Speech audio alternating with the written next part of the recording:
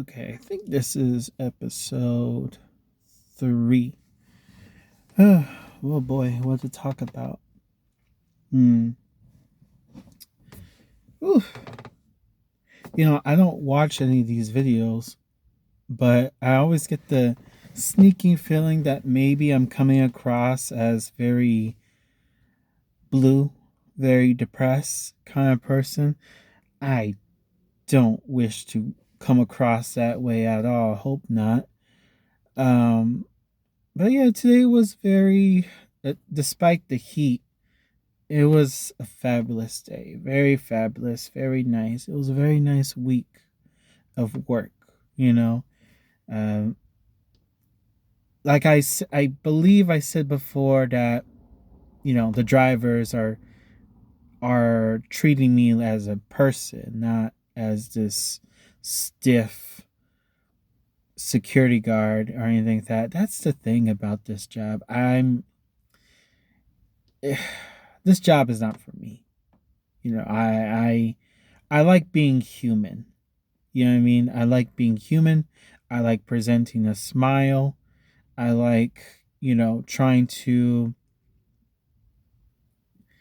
because when you wear this, this uniform, all this, people are going to perceive you as a certain way right off the bat. They're going to think you're tyrannical or authoritative and all that stuff. You know, I tr- Whenever I approach a truck driver, my first thing I want to do is disarm any tension. I want to just deflate any tension, any just a nice smile, soft voice, you know, hello, how's it going? Yada yada yada, stuff like that. Be human, you know, eye contact and whatnot. And I'm pleasantly surprised at how sweet a lot of these drivers are, and that's another thing too. I think that's why they pair truck drivers and security guards. I think that's why, because there's a parallel of us being authoritative, rawr, all that stuff. Truck drivers, you think of them as these tough meatheads and all that stuff, but in actuality, truck drivers are very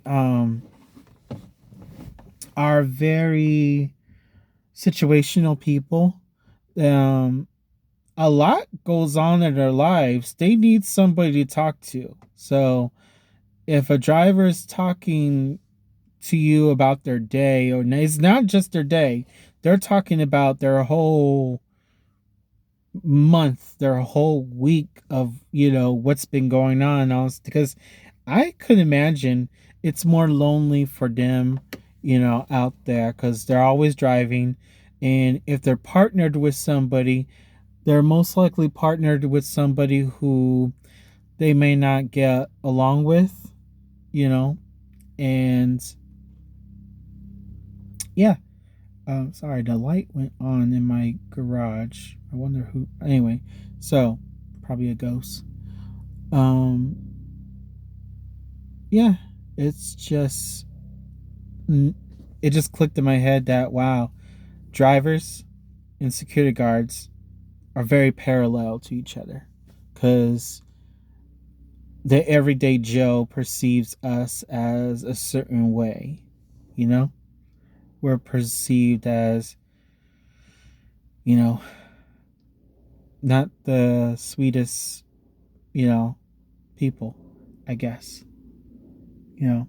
Anyway, what did I watch today? What did I watch this week, actually? I've watched A League of Their Own for the millionth time. I watched it because it's a very humanistic film. It's very charming, you know. Gina Davis, come on now. Madonna, Rosie O'Donnell. Just a great film to watch when you want to feel cozy, warm, and just, yeah. Um, I watched something today. What was it? I did I watch a movie before I watched anything else today? I don't remember. Oh, okay. I remember. I watched a bunch of Joan Rivers videos. I watched Grace Jones interviews. Um, Betty did. Oh, just now before I started recording, I was watching. Not watching. I was listening to a Betty Davis interview of 1981 or two. It's definitely before she had a stroke, and even at that age, she was so well spoken, sharp, but so messed up because when she had the stroke, you know, that sharpness really wasn't there anymore. But yeah, I was just listening to interview. It's, I'm not done with it now. Fascinating woman, a very fascinating actress, and just a person in general.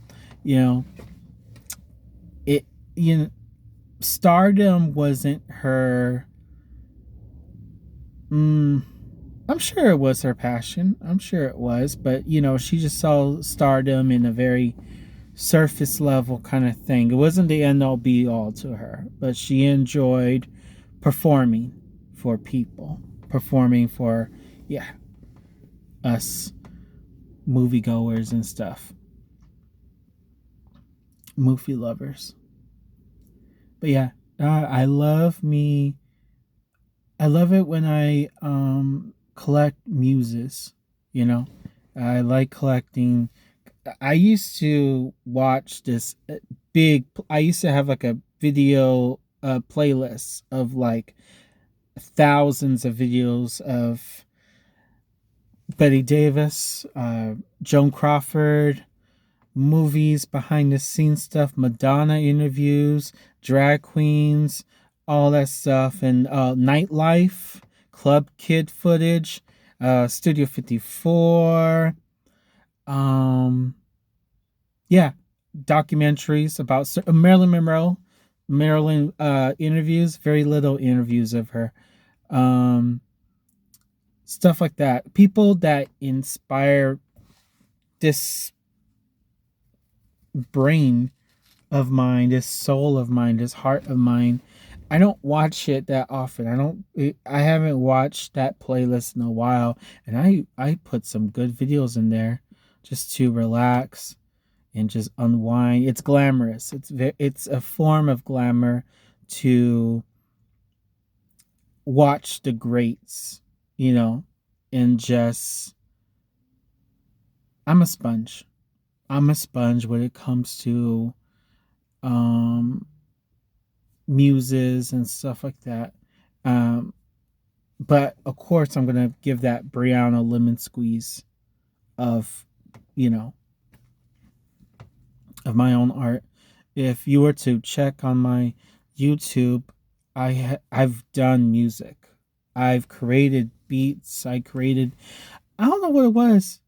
2020 and 2021 were the best years of making music without being musically educated, you know?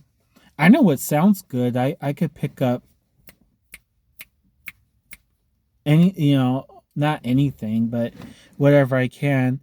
And I'm happy I made it, you know, in this almost garage type of way, type of DIY sort of thing. Are they perfect songs? No, but they're my babies. A lot of them are my babies. There's some of them there's a few of my songs I disowned, but there's a few songs I'm like, I'm so happy. You listen to Ghosting if you ever get the chance.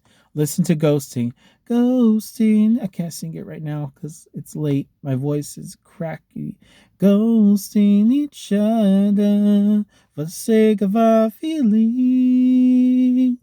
Ghosting each other. The love starts off loud. It ends with silence. Promises that won't see the light of day. Ghosting each other. Ghosting each other. Next time. No, I'll talk about it now. Why the fuck not? Ghosting, my song, where, okay, yeah.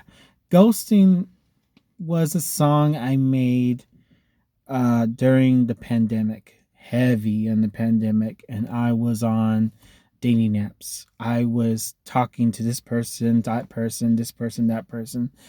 We both knew that the fantasy of us getting together or dating after this was bullshit. We both knew that, just it was our way to just cope, a human companion from the other side, and also while people were dying and getting sick and etc. And it was very, very scary, and that was the most existential dread I had in a while.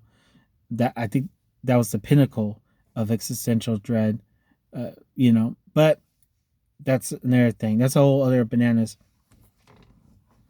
But yeah, so not only was I inspired in my own situations, I was inspired by Madonna and Michael Jackson. They were going to do a collab together back in 93 or 92.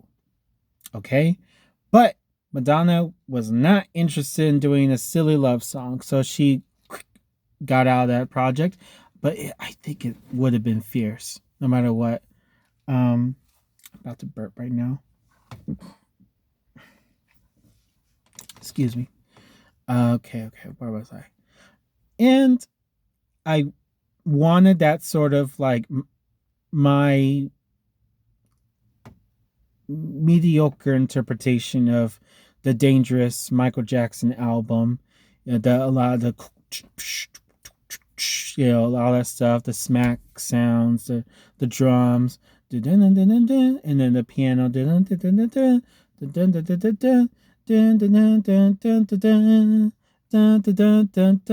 and there's spoken word.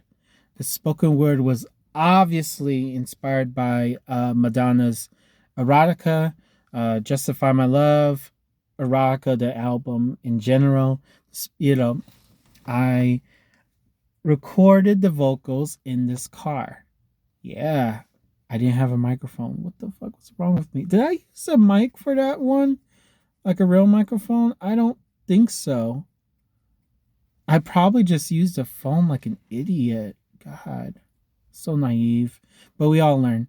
I was channeling a lot of Rebecca Romaine as Mystique, when she says, you are the reason why I was afraid to go to school as a child. Also, I was channeling her. I was channeling Marilyn. I was channeling that cadence, that beautiful, ultra feminine cadence, that hopefully my male pipes can mimic to the best of my ability. And I think I did pretty fucking good. And of course, that was Ro, my drag character and whatnot, that would collab with me in some of my songs with spoken word. I am talking way too much. I'm so sorry. I'm right here. I'm at home right now. And I'm looking at the full moon. It's beautiful. Can I switch during? Let me see. Sorry. It's right there. Ain't that beautiful? It's beautiful. Good night.